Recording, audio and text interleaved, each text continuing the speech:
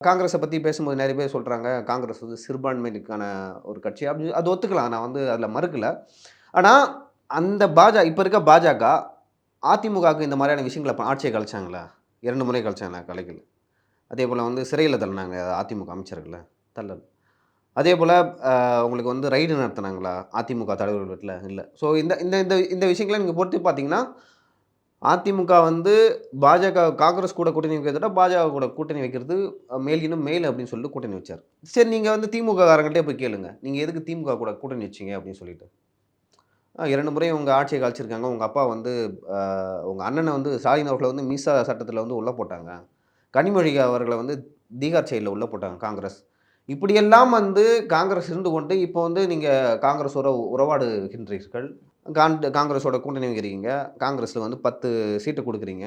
இலங்கையில் வந்து ஈழத்தமிழர்கள் அழிக்க அப்பொழுது இருந்த காங்கிரஸ் அரசு தான் வந்து மிகப்பெரிய அளவில் உதவியது. அப்படியெல்லாம் காங்கிரஸ் கூட சேர்ந்துக்கிட்டு, நாங்க தான் தமிழ்நாடு தலைவர் அப்படின்னு சொல்லிட்டு கருணாநிதி அவர்கள் வந்து பெருமையாக தம்பட்டம் அடித்துக் கொண்டார்.